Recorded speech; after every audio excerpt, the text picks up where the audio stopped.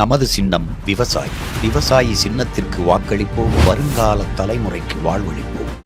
எங்கேயாவது ஒரு தொலைக்காட்சியில் அதிமுக பிஜேபி ஜெயிக்கும், விஜய் ஜெயிப்பார் நான் சொல்லியிருக்கேன். ஒரே ஒரு பேட்டியை காமி, நான் பேசுறதே நிறுத்திடுறேன். இது விஜய் சென்ட்ரிக் எலெக்ஷன், அதை யாரும் மறுக்க மாட்டாங்க. அது அப்படி மறுக்கிறாங்கன்னா களமே அப்படிதான் இருக்கு. விஜய் விஜய் விஜய் தான் சொல்றாங்க. அதனால விஜய் பிடிக்குது பிடிக்காதுலன்றதுலாம் உங்களுக்கு பிடிக்குது பிடிக்கலன்றது செகண்டரி. சார், நாளொரு வண்ணம் பொழுதொரு மேனியா டெய்லி ஒரு கருத்து கணிப்பு வருது. யார் ஆட்சி அமைப்பாங்கன்னு மாற்றி மாற்றி வருது. மணியினுடைய கருத்து கணிப்பு என்ன சார்? கருத்து கணிப்பை முதல்ல குப்பையில் போடுங்க. இப்போ சில பேர் சொல்கிறாங்க, நீங்கள் அந்த டிவியில் ஒன்று பேசுகிறீங்க, இந்த டிவியில் ஒன்று பேசுகிறீங்கன்றாங்க. பேசலை, தமிழெல்லாம் எடுத்து வேறு போடுறாங்க. அதுதான் தம்பனையிலுக்கு நான் பொறுப்பு இல்லை. திமுக 118 தனியாக வாங்கியோ அல்லது கூட்டணியோடோ சேர்ந்தோ ஆட்சியை தக்க வைத்துக் கொள்வதில் வாய்ப்புகள் அதற்கு மிக மிக மிக அதிகம். அது உறுதிஎன்று நான் நம்புகிறேன். சீட்ஸ் தான் என்னை பொறுத்த வரைக்கும் ப்ராப்ளம். டைரக்ஷனை நான் கணிக்கிறேன். It's going to be DMK selection because 4-way split.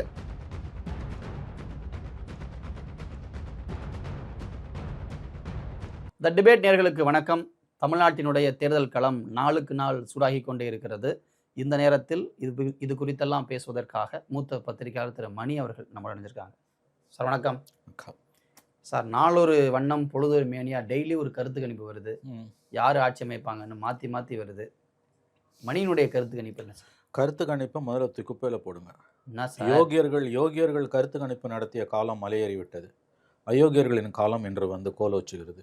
எப்போ ஒரு தொழிலில் அயோக்கியர்களின் ஆதிக்கம் அதிகமாகிறதோ அப்போ யோகியர்கள் அதிலிருந்து ஒதுங்கி விடுவார்கள். உதாரணத்துக்கு பிரணாய் ராய் போன்றவர்கள் செஃபாலஜி என்று சொல்லக்கூடிய அந்த தேர்தல் கருத்து கணிப்புடைய தந்தையாக கருதப்பட்டவர்கள். அவர்கள் சரியாக துல்லியமாக கணித்திருக்கிறார்கள். அவர்களுடைய கணிப்புகள் தவறாக போன பொழுது கூட அது உள்நோக்கம் கொண்டவையாகவோ யாரிடமிருந்தோ பணத்தை பெற்றுக்கொண்டு கொடுத்த கருத்து கணிப்புகளாகவும் என்றுமே இருந்ததில்லை. அது ஏன் தோல்வி அடைந்தது என்பதற்கான விரிவான விளக்கங்களையும் அவர்கள் கொடுத்திருக்கிறார்கள். ஒவ்வொரு முறையும் அவர்கள் கருத்து கணிப்புகளை வெளியிடும்போது கிட்டத்தட்ட இடங்கள் முன்ன பின்ன இருந்தாலும் டைரக்ஷன், இந்த கட்சி ஜெயிக்க போகுதுன்றதில் அவர்கள் சொல்லக்கூடிய கணிப்புகள் தவறிய வரலாறு என்பது மிக மிக குறைவானது. இப்போ இது சிறுபிள்ளைத்தனமான விளையாட்டாகவும் அரசியல் கட்சிகள் 2 பெரிய கட்சிகளுடைய அட்டுழிய சாம்ராஜ்யத்தின் ஒரு அங்கமாகவும் மாறிவிட்டது. குறைஞ்சபட்ச அறிவு, குறைஞ்சபட்ச மனசாட்சி, எந்த தொழில் பண்ணுறவனுக்கும் ஒரு குறைஞ்சபட்ச நேர்மை தர்மம் இருக்கும். இது எதுவுமே இல்லாமல் காசுக்கு விலை போனவர்கள் தான் 99.99% இன்றைக்கு அந்த கருத்து கணிப்புகளை வெளியிட்டு கொண்டிருக்கிறார்கள். ஆகவே இவற்றை நீங்கள் தூக்கி எறிந்து விடலாம். களம் யாருக்கும் குறிப்பிடாமல் இருக்கிறது என்பது தான் என்னுடைய கருத்து. ஏன்னா ரொம்ப ரொம்ப கிரெடிபிளான ஒப்பீனியன் போல்ஸ் எதுவுமே வரல. உதாரணத்துக்கு இந்தியாவுடைய சி ஓட்டார் மாதிரியெல்லாம் அவங்க ஓரளவுக்கு அவங்க கிரெடிபிளாக கொடுப்பாங்க, அதெல்லாம் வரலை இன்றைக்கி. அதுவே பார்த்தீங்கன்னா ஃபஸ்ட் ஒன்று வருது, அடுத்து ஒன்று வருது. இப்போ அந்த காலத்தில் ஹிந்து நடத்திட்டு இருந்தாங்க, அப்புறம் அவங்க கம்ப்ளீட்டாக ஸ்டாப் பண்ணிட்டாங்க இதெல்லாம். ஆகவே இது இன்றைக்கு அப்புறம் ஃபோனில் கூப்பிட்டு இந்த கருத்து கணிப்பு வந்தது அப்படின்னு ஃபோனில் வருது. ஃபோனில் கருத்து கணிப்பை போடுறனாலே அயோக்கியான்னு அர்த்தம். நடத்தினவனும் அயோக்கியம், அதை ப்ரொமோட் பண்ணுறோம் அதை விட அயோக்கியம். இவர்கள் மக்களோட விளையாடுகிறார்கள். கருத்து கணிப்புன்றது ஃபோனில் கூப்பிட்டு ஒருத்தங்கிட்ட சொல்கிறது கிடையாது. அது ஸ்குவீடாக நீங்கள் மக்களிடம் ஒப்பீனியனை த்ரஸ்ட் பண்ணுறீங்க, திணிக்கிறீங்க போட்டு. அது ஒரு விஞ்ஞானம். ஆக்சுவலாக இந்தியா மாதிரியான நாடுகளில் அதை கணிப்பது கடினம் என்றாலும் ஓரளவு அது டைரக்ஷனை சொல்லும். அரிதான தருணங்களில் தான் புரிபடாமல் இருக்கும். ஆகவே இந்த கருத்து கணிப்புகள் அத்தனையும் நீங்கள் தூக்கி தூர எறிந்து விடலாம். இதை கடலில் வீசி எறிகிறது தவறு. ஏன்னா கடலை இவர்கள் மாசுபடுத்தி விடுவார்கள். கொடுங்குயர் குப்பை கிடங்கில் போட்டு இவற்றை எரித்து விடலாம். காசு இந்த காற்று மாசு அடைந்தால் கூட அதோடு அது போய்விடும். கடலில் தூக்கி எறியுங்கள் என்று நான் சொல்ல மாட்டேன். ஏனெனில் இது கடலை மாசுபடுத்தி விடும். ஏன்னா இப்போ இந்த கருத்து கணிப்புகளுமே ஒரு ஒப்பீனியனை திணிக்கிற மாதிரி மாறி இருக்குன்னு ஃபீல் 100% அதான் சொல்கிறேன். இது அல்ல கருத்து கணிப்புகளோட நோக்கம், ஒப்பீனியனை திணிக்கிறது அல்ல. மாறாத இன்னைக்கு அந்த மாதிரி தான் சொல்கிறேனே. அரசியல் எப்படி அயோக்கியர்களின் கடைசி புகலிடமாக மாறி போச்சோ, கருத்து திணிப்பும் இன்றைக்கு கடைந்தெடுத்த அயோக்கியர்களின் புகலிடமாக, கடைசி புகலிடம் இல்லை புகலிடமாக மாறி போய்விட்டது. அதனால் இதை தூக்கி குப்பையில் எறியணும் நீங்கள். ஆனால் இதெல்லாம் இம்பேக்ட் இருக்குமா சார்? இம்பேக்ட் அது டிபேட்டபிள். இம்பேக்ட் என்னை பொறுத்த வரைக்கும் இந்திய மக்களை நான் உயர்வாக மதிக்கிறேன். இது ஒன்றும் ஓட்டு போடணும் இல்லை போட வேணாம்னு முடிவு பண்ண வேணாம். இது ஒன்றும் பெரிய அளவில் பாதிக்காதுன்னு தான் எனக்கு தோணுது. இது நல்ல கேள்வி. இம்பேக்ட் இருக்குமா இருக்காதான்னு. இம்பேக்ட் ஆட்சி மாற்றத்துக்கான வித்தியாசத்தை தீர்மானிக்கிறதுல இதுக்கு இம்பேக்ட் இருக்காதுன்னு நான் நம்புகிறேன். இதாலேயே மக்கள் மனம் மாறி ஜெயிக்கிற கட்சிக்கு ஓட்டு போடுறதோ அல்லது தோக்கிற கட்சிக்கு ஓட்டு போடுறதோ நடக்காதுன்னு நான் நம்புகிறேன். பட் ஸ்டில் இவங்க இதோட நோக்கம் மக்களோட மனங்களை திசை திருப்புறது, அழுத்தத்துக்கு உள்ளாக்குறது, திணிக்கிறதுன்னும் போது திணிப்பதின் நோக்கம் மக்களை அழுத்தத்துக்கு உள்ளாக்குறது. ஆகவே இது கண்டிப்பாக ஏற்புடையதல்ல.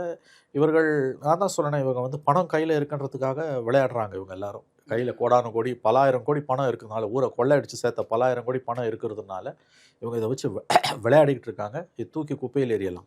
ஏன்னா ஒரு ஜென்ரல் பெர்செப்ஷனை உருவாக்குறதன் மூலமாக சரி இன்னொருத்தருக்கு எதுக்கு ஓட்டு போடணும், Yes. இவங்க தான் ஜெயிக்க போறாங்க, Yes. அப்படி ஓட்டு போட்டுருவோம். எஸ், அதனால் இது தூக்கி குப்பையில் எறிய வேண்டியது. தேர்தலுக்கு பிந்தின ஆய்வறிக்கைகள் அதுதான் வந்து நம்ம கவனிக்க வேண்டியது. ஏன் மக்கள் போட்டாங்கன்னு ஆறாமரை யோசிப்பது தான் புரிந்து கொள்ள உதவும். இது உள்நோக்கம் கொண்டது. அதனால தான் வந்து யோகியர்கள் இதிலிருந்து ஒதுங்கி விட்டார்கள். நீங்க நிறைய பேட்டிகளை தமிழ்நாடு களம் வந்து கணிக்க முடியாததாக இருக்குன்னு சொல்றீங்க.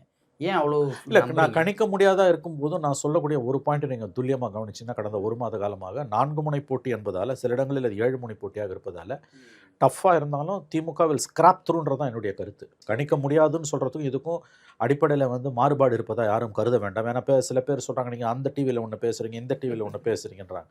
பேசலை, தமிழ்லாம் எடுத்து வேற போடுறாங்க. அதுதான் தம்பனையிலுக்கு நான் பொறுப்பு இல்லை.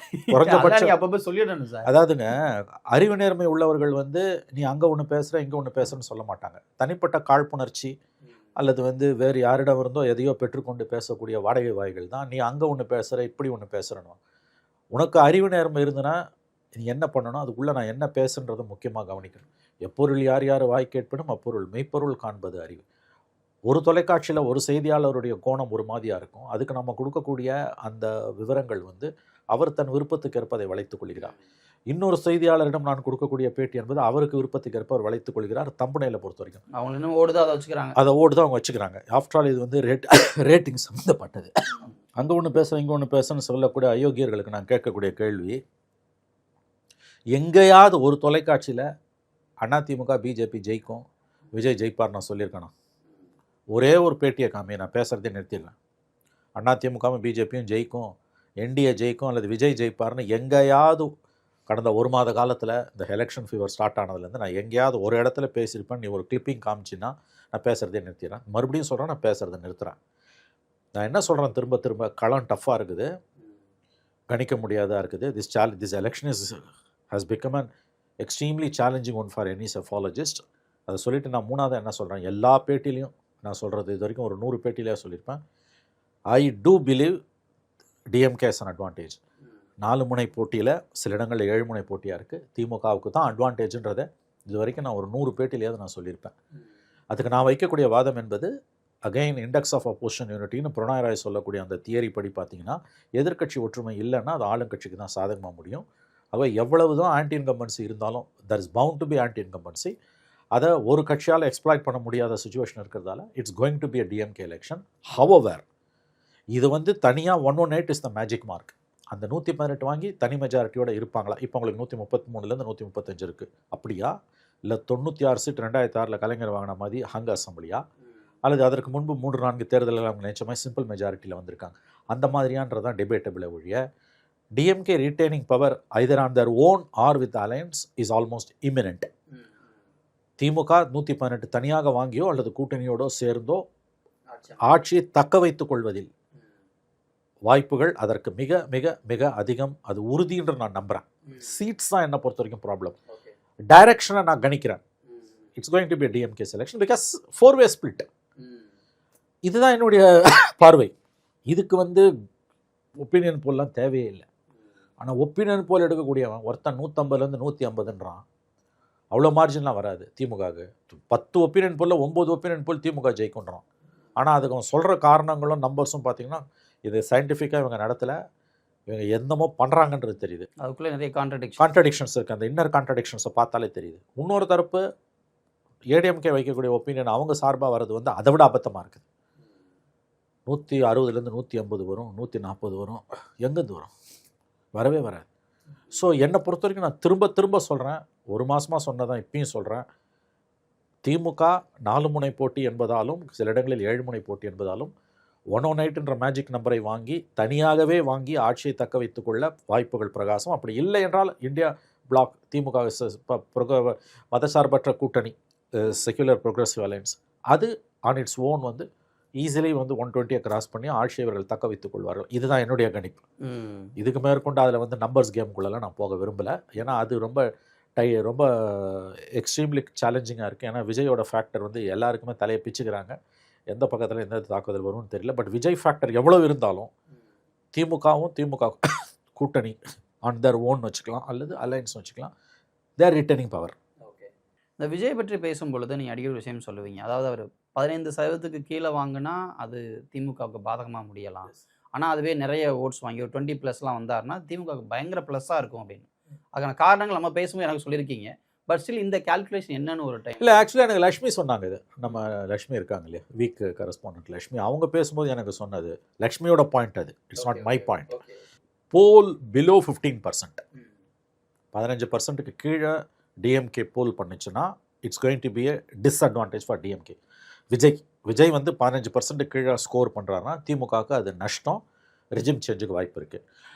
15% தாண்டி விஜய் ஸ்கோர் பண்ணுறாருன்னா அது வந்து திமுகவுக்கு அட்வான்டேஜ், மேசிவ் அட்வான்டேஜ்னா அவங்க ஒரு மேத்தமேட்டிக்கல் ஃபார்முலா வச்சு அவங்க எனக்கு சொன்னாங்க, லக்ஷ்மி சொன்னாங்க எனக்கு.